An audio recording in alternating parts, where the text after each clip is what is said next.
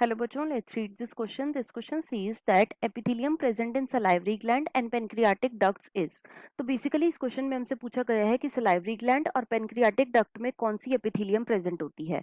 Option 1 compound epithelium, option 2 cuboidal epithelium, option 3 ciliated epithelium and option 4 columnar epithelium. अब अगर इस question के मैं की कॉन्सेप्ट की बात करूं तो इस क्वेश्चन का जो की कॉन्सेप्ट है वो है बच्चों epithelial tissue. Let me right it over here. It is epithelial tissue. अब सबसे पहले तो देखो जो एपिथेलियल टिश्यू होता है बच्चों ये मेनली दो टाइप का होता है. कौन कौन से? पहला होता है simple epithelial tissue. First is simple epithelial tissue और दूसरा होता है बच्चों कंपाउंड एपिथेलियल टिश्यू. और जो कंपाउंड एपिथेलियल टिश्यू होता है बच्चों इसे हम स्ट्रैटिफाइड एपिथेलियल टिश्यू भी बोलते हैं और it is known as stratified epithelial tissue. Right, अब एक एक करके इन दोनों के बारे में बात करते हैं. तो सबसे पहले तो देखो जो सिंपल एपिथेलियल टिश्यू है बच्चों इसके अंदर mainly single layer of cells जो है ये प्रेजेंट होती है. इसके अंदर सेल्स की सिंगल लेयर जो है ये प्रेजेंट होती है.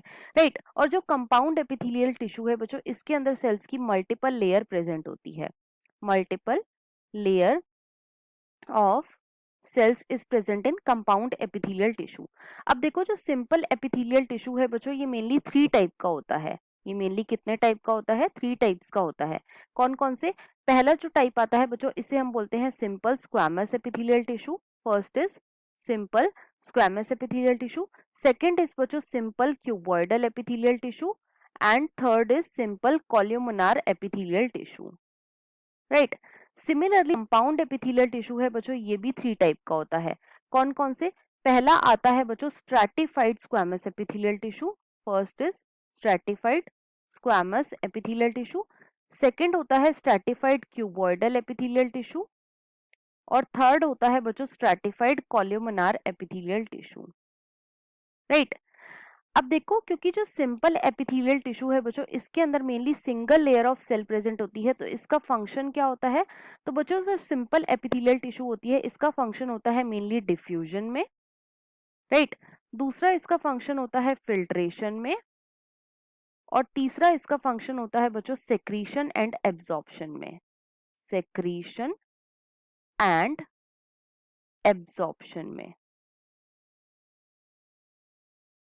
राइट, और जो कंपाउंड एपिथेलियल टिश्यू है बच्चों क्योंकि इसके अंदर multiple layer of cells present होती है तो इसका फंक्शन क्या होता है? इसका फंक्शन होता है मेनली प्रोटेक्शन का.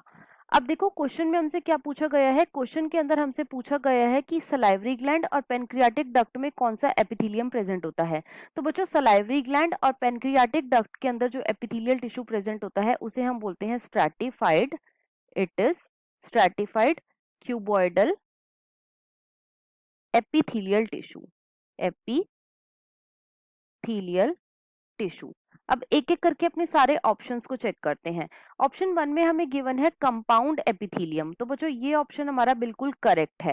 राइट, देखो जो एपिथेलियम प्रेजेंट होती है सलाइवरी ग्लैंड और पेनक्रियाटिक डक्ट में वो कैसी होती है? वो होती है स्ट्रैटिफाइड और स्ट्रैटिफाइड को ही हम क्या बोलते हैं? It is also known as compound epithelium. तो ऑप्शन नंबर 1 जो है ये हमारा बिल्कुल करेक्ट हो जाएगा. ऑप्शन 2 में हमें गिवन है क्यूबॉइडल एपिथेलियम. तो बच्चों ये इनकरेक्ट हो जाएगा. क्यों? क्योंकि देखो जो सलाइवरी ग्लैंड और पेनक्रियाटिक डक्ट में एपिथेलियम होती है वो होती तो बच्चों क्यूबॉइडल टाइप की है लेकिन वो कैसी होती है? वो होती है कंपाउंड. और जो क्यूबॉइडल एपिथेलियम है बच्चों ये सिंपल टाइप की भी होती है. लेकिन यहाँ पे ऑप्शन में हमें स्पेसिफाई नहीं कर रखा कि ये क्यूबॉइडल एपिथेलियम सिंपल टाइप की है या फिर कंपाउंड टाइप की है, इसीलिए ये ऑप्शन हमारा इनकरेक्ट हो जाएगा. ऑप्शन 3 में हमें गिवन है सिलिएटेड एपिथेलियम. तो बच्चों ये इनकरेक्ट हो जाएगा. और फोर्थ में हमें गिवन है कोलुमिनार एपिथेलियम. ये भी इनकरेक्ट हो जाएगा. तो इस क्वेश्चन का जो हमारा फाइनल आंसर है वो है बच्चों option number 1 that is compound epithelium. I hope you understood it well. Best of luck.